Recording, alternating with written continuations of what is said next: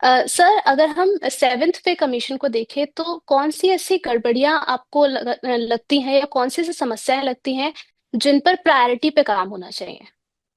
देखिए, सेवेंथ पे कमीशन की कई सारी एनोमलीज रह गई थी। तो अब तो आठवां पे कमीशन आ गया, वो एनोमलीज दूर नहीं हो पाई। वो चाहे 17,140 और 18,260 का मसला रहा हो, पे लेवल 7 में। पे लेवल 7 का जो मसला था वो 18,460 का था, लेकिन मिला था 17,140। तो क्या? उस 17,140 के चलते जब फिटमेंट फैक्टर जो बना, तो वो मतलब अभी आज की डेट में वो जो मेरे ख्याल से 44,900 है करीब करीब। तो जी। वो एक तो मसला चल रहा है। दूसरी बात है कि जो ऑटोनोमस बॉडीज है, सेंट्रल ऑटोनोमस की जो बॉडीज हैं, एक ही मंत्रालय के अंदर है लेकिन अलग अलग बॉडीज हैं, उनमें इंटर हम्म। ट्रांसफर दिक्कतें हैं। वो खुलने चाहिए, कम से कम म्यूचुअल ट्रांसफर है, या स्पाउस बेस पर ट्रांसफर है, या रिटायरमेंट से कुछ इतने साल बाकी है तो उस समय ट्रांसफर कर दिया जाए ताकि अपना वो घर बना सके, वहां सेटल हो सके। तो इस तरह की ट्रांसफर पॉलिसी खुलनी है। तीसरा जो सबसे बड़ा मुद्दा हम जिसको देख रहे हैं वो है, दिल्ली एक केंद्र शासित राज्य है। जी। मतलब दिल्ली सॉवरेन स्टेट नहीं है, फुल स्टेट नहीं है। दिल्ली के कर्मचारियों को वेतन भत्ते सब सेंट्रल गवर्नमेंट देती है।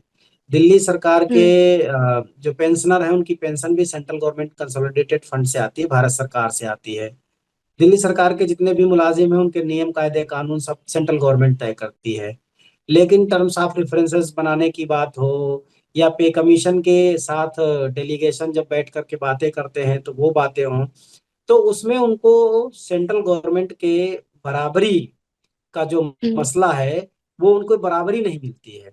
फलता क्या होता है कि जब बराबरी में डिस्कशन नहीं हो पाते हैं तो उनको एक अलग से बॉडी की तरह ट्रीट किया जाता है। फिर होता क्या है कि सेंट्रल की कुछ चीजें सेंट्रल वालों पे तो लागू हो जाती हैं, फिर वो यूनियन टेरिटरी के लोग उसमें छूट जाते हैं। जी। तो ये एक बड़ा मुद्दा है। जैसे दिल्ली सरकार में अगर मैं बात करूं, डीजीएचएस एक फैसिलिटी है, दिल्ली गवर्नमेंट हेल्थ स्कीम एक पॉलिसी है। जी।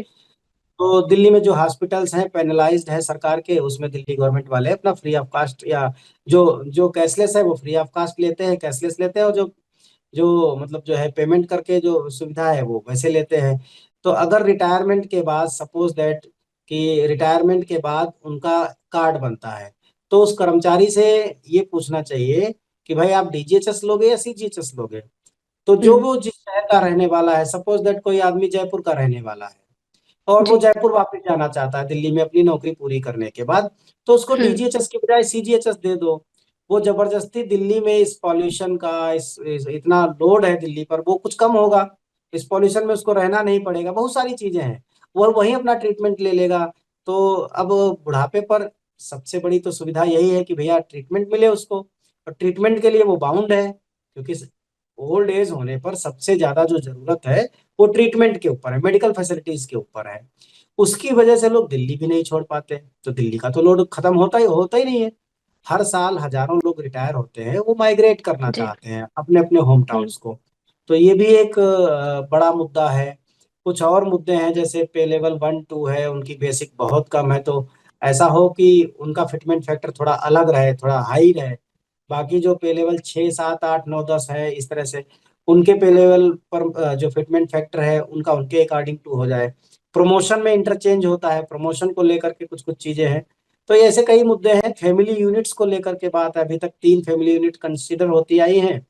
तो अब चूंकि हम्म। भारत, पहले क्या था कि भारत युवाओं का देश था, लेकिन अभी जो जी। भारत में जो बहुसंख्यक जो आबादी है वो 50 साल से ऊपर वाले लोगों की बढ़ रही है। तो हम्म। भारत जो है युवाओं से प्रौढ़ लोगों की तरफ आबादी वाला देश बन रहा है। और ऐसे में हमारे गार्जियंस हमारे साथ होंगे, जब हम रिटायर होंगे तो हमारे गार्जियंस हमारे साथ होंगे, या अभी भी हमारे गार्जियन हमारे साथ साथ है, तो उनकी मेडिकल फैसिलिटी है।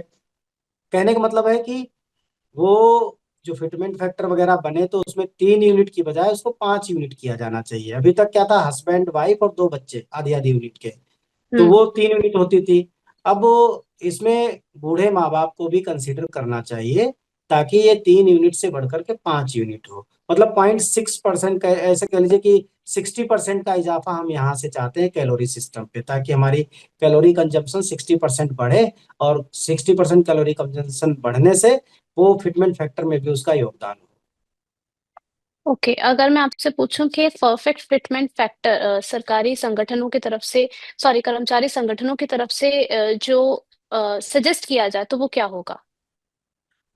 इस पर मैंने कई बार बात रखी है कि अभी चूंकि 10 महीने पहले जब हमने बात रखी थी, तो 2025 के अंत को ध्यान में रख करके की थी। तब हमने एक बात जी। बताई थी कि हम मैक्सिमम नहीं बता पाएंगे, क्योंकि मैक्सिमम का हम्म। तो कोई लिमिट नहीं है कि कितना फिटमेंट फैक्टर हो सकता है।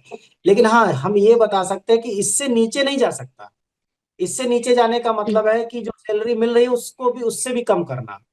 तो हमने उस आज से 10 महीने पहले जब बताया था, तो 2.1 का हमने मिनिमम फिटमेंट फैक्टर दिया था कि अगर ड्यू टाइम से, यानी 1 जनवरी 2026 से लागू हो जाता है रिपोर्ट आकर के, तो कम से कम 2.1 का फिटमेंट फैक्टर होना चाहिए। लेकिन अभी जो चल रहा है सिनेरियो, वो चल रहा है कि 18 महीने के बाद तो रिपोर्ट ही आएगी, फिर सरकार जी। उसको अप्रूवल देगी, तो वो सब होते होते 2 साल लगेगा। तो उसके लिहाज से हमने 2.6 का मिनिमम फिटमेंट फैक्टर हम कंसीडर करके चल रहे हैं, क्योंकि 1.98 तो वैसे ही पहुंच जाएगा जी। 2027 के लास्ट तक। और जब दो 1.9 का ऐसे ही पहुंच जाएगा, 1.98 का, फिर उसमें अगर क्या कहते हैं उसको, फैमिली यूनिट्स को अगर बढ़ा दें, फैमिली यूनिट्स के बढ़ाने के साथ साथ 15 से 20% का अगर हम ग्रोथ फैक्टर ले लें, तो भी वो 2.6 जो है फिटमेंट फैक्टर यहां तक जाता है। इससे कम तो नहीं होना चाहिए। इसके ऊपर जितना मिल जी। जाए वो किस्मत की बात है, या सरकार के साथ टेबल टॉक करने की बात है, या सरकार की दरियादिली की बात है। लेकिन 2.6 से कम मल्टीप्लिकेशन फैक्टर स्वीकार्य नहीं होगा आज की डेट में।